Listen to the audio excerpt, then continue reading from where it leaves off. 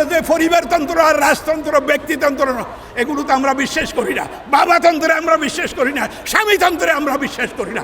আমরা বিশ্বাস করি একমাত্র মুহাম্মদুর রাসূলুল্লাহ সাল্লাল্লাহু আলাইহি ওয়াসাল্লামের উম্মত হিসেবে আল্লাহর পক্ষ থেকে আল্লাহর রাসূল যে দ্বীন এবং যে কোরআন এবং সুন্দর আলোকে দেশ এবং সমাজ পরিচালনা করেছিলেন, সেই দেশ এবং সমাজে অন্ধকার থেকে আলোতে পরিণত করার ক্ষেত্রে আমাদের মুসলমান যুব সমাজের ভূমিকাই ছিল তখন বেশি।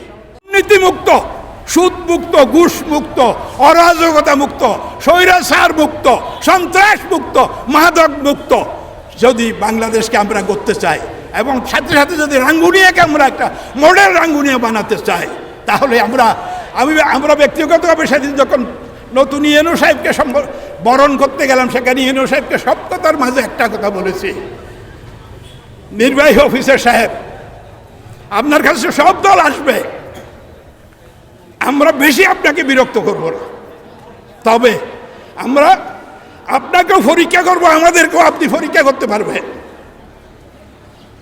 আপনি একটা টিউবওয়েল দেন আর টাকা দেন আর রিলিফ দেন, যা দেন, কি খাই না খাই, কি বলে যে খাদ্য কুখাদ্য অখাদ্য যা দেবেন, আমরা এক পয়সাও সেখান থেকে খাবো না, আপনাকে হিসাব দিতে পারবো। এই জন্য আপনি হিসাব করে বিলি বন্টন করবেন, আমরা কিন্তু আসি আপনার চতুর্দিকে। এই জন্য বন্ধুগণ, আমরা মনে করি এই যুব সমাজ আজকে রাঙ্গুনিয়াতে, আপনারা আজকে যারা, আমি তো অভিভূত হয়েছি এই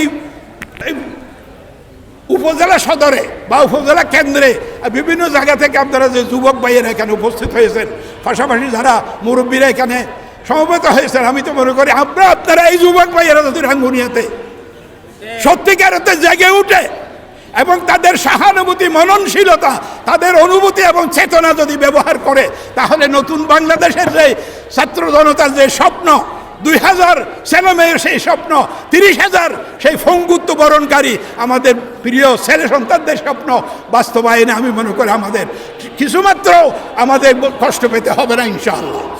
এই জন্য আমরা মনে করি আপনাদেরকে আহ্বান জানাবো, রাঙ্গুনিয়ার এই জমিনে আমরা আগে 2বার যদিও আমরা আপনাদের সামনে এসেছিলেন জামাত ইসলামীর সেই ব্যানার নিয়ে, দাড়িপাল্লা নিয়ে, এখনও আমরা ইনশাআল্লাহ সামনে আসার সিদ্ধান্ত নিয়েছে বাংলাদেশ জামাত ইসলামী কেন্দ্রীয়ভাবে।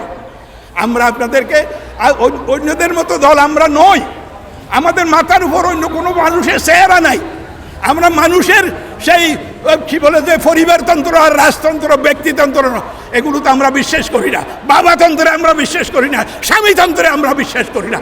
আমরা বিশ্বাস করি একমাত্র মুহাম্মদুর রাসূলুল্লাহ সাল্লাল্লাহু আলাইহি ওয়াসাল্লামের উম্মত হিসেবে আল্লাহর পক্ষ থেকে আল্লাহর রাসূল যে দ্বীন এবং যে কোরআন এবং সুন্দর আলোকে দেশ এবং সমাজ পরিচালনা করেছিলেন, সেই দেশ এবং সমাজে অন্ধকার থেকে আলোতে পরিণত করার ক্ষেত্রে আমাদের মুসলমান যুব সমাজের ভূমিকাই ছিল তখন বেশি। এই জন্য আমরা আশা করি দুর্নীতিমুক্ত রাঙ্গুনিয়া এবং সন্ত্রাসমুক্ত রাঙ্গুনিয়া এবং বৈষম্যহীন রাঙ্গুনিয়া গড়ার ক্ষেত্রে আপনারা যদি আমাদেরকে সহযোগিতা করেন, আপনারা আমাদের থেকে পরীক্ষা নিতে পারবেন, আমাদেরকে দেখতে পারবেন। একবার সুযোগ দিতে হবে, সুযোগ যদি না দেন, আল্লাহর কাছে গিয়ে আপনারা সাক্ষী। আমরা এখানে এসে আপনাদেরকে বলছি কেন, এটা আমাদের ইমানি দায়িত্ব, আপনাদেরকে চেতনা দিচ্ছি, আপনাদের চেতন করার জন্য চেষ্টা করছি, হুঁশে আনার জন্য চেষ্টা করছি। আপনারা যদি বেহুশ থাকেন এবং আপনাদের মতামত নিয়ে যদি মদখুর আর সুদখুর ঘুষখুর দুর্নীতিবাজার একটার জায়গায় 600টা বাড়ি বানানোওয়ালা লোক যদি ক্ষমতায় যায়, আপনারা আপনাদের মতামতের ভিত্তিতে, তাহলে আপনারাও আল্লাহর কাছে জবাব দিতে করতে হবে। এই জন্য আমরা মনে করি আল্লাহর কাছে জবাবদিহি থেকে বাঁচার জন্য কিয়ামতের দিন আল্লাহর আরশের ছায়ায় আপনারা যেন জায়গা পাই, সেই সুযোগ তৈরি করার জন্যই আমরা আপনাদেরকে আহ্বান জানাচ্ছি। আমরা কোনো ব্যক্তির দিকে আহ্বান জানাচ্ছি না, আমরা কোনো সংগঠনের দিকে আহ্বান জানাচ্ছি না, আমরা আহ্বান জানাচ্ছি আল্লাহ এবং আল্লাহ রসুলের তরিকা অনুযায়ী দেশ এবং সমাজ যদি চলে, আপনাকে দাবি করতে হবে না। অনেক জায়গায় আমি গিয়েছি রমজানে, কিছু দাবি দেওয়ার কথা বলে, আর দাবি লাগবে না। আপনারা আগে জামাত ইসলামীর বা ইসলামী আদর্শের লোককে নেতা বানান, প্রায়োরিটি ভিত্তিতে কোথায় কী করতে হবে তাদের হিসাব আপনাদের থেকে নিজে তারা করবে। আপনার কি অভাব আছে আপনাকে বলতে হবে না, আপনার ঘরে গিয়ে প্রশাসনের লোক আপনার খোঁজ খবর রাখবে। হযরত ওমর রাদিয়াল্লাহু তাআলা, আমাদের মডেল আছে। অনেকে বলে যে জামাত ইসলামীকে এটা পারবে, জামাত ইসলামী 2জন মন্ত্রী ছিল, খালাদে জিয়ার আমলে, সবাই জানে এটা। মৌলানা মতিউর রহমান নিজামী সাহেব দুজনের বিরুদ্ধে কোনো মামলা তো দিতে পারে নাই। 111 সরকার, সেই ফখরুদ্দিন মঈনুদ্দিনের সরকার অনেক চেষ্টা করেছিল, একটা মামলাও দিতে পারে নাই। বরং মৌলানা মতিউর রহমান নিজামী তিনি 5 বছরের শাসন আমলে সরকারি যা বরাদ্দ পেয়েছিলেন সবগুলো বরাদ্দের হিসাব দিয়ে যা বাকি ছিল ওই বাকি টাকাটা সরকারি ট্রেজারিতে তিনি ফেরত দিয়ে গেছেন। এই নমুনা কি বাংলাদেশে কেউ দেখাতে পারবে? বুকে হাত দিয়ে কেউ বলতে পারবে? এই জন্য বন্ধুগণ, আপনাদেরকে আমরা আল্লাহর কাছে সাক্ষী বানাচ্ছি।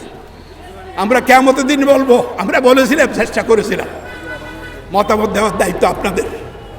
আমরা আপনাদেরকে হাতে ফায়ে ধরে মত দিব না, প্রয়োজন নেই।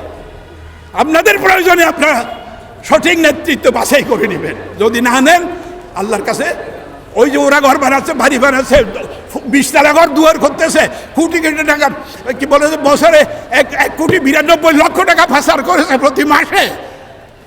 এদের জন্য দায়ী কিন্তু শুধু তারা নয়, এদের জন্য দায়ী আমরা, আপনারা যারা এই সংসদীয় এলাকায় আছি, আমাদেরকেও এই দায়িত্ব নিতে হবে। এই সাংবাদিক বন্ধুদেরকে এই দায়িত্ব নিতে হবে। এখন আমি দেখছি না, বলছি না, পাচ্ছি না, কিন্তু দেখবেন এগুলো সব আল্লাহর কাছে জবাবদিহি করতে হবে। এই জবাবদিহি থেকে বাঁচার জন্য আমরা আপনাদেরকে আহ্বান জানাই, মেহেরবানি করে জামাত ইসলামের পতাকা তোলে আপনারা সংঘবদ্ধ হন। দৃঢ়ভাবে এই যুবক ভাইয়েরা যদি শপথ নেয়, ঐক্যবদ্ধ হয়ে যদি শপথ নেয়, তাহলে রাঙ্গুনিয়ার এই জমিনে আমি মনে করি ইসলামী আদর্শের লোক ছাড়া সেই নেতৃত্বের আসার কোনো ক্যাপাসিটি কারো নাই ইনশাআল্লাহ। আল্লাহ রাব্বুল আলামিন আমাদের সকলকে কবুল করুক। ওমা তৌফিক ইল্লা বিল্লাহ। আবু সাঈদ, আমি শেষে একটা কথা বলে যাই, আবু সাঈদ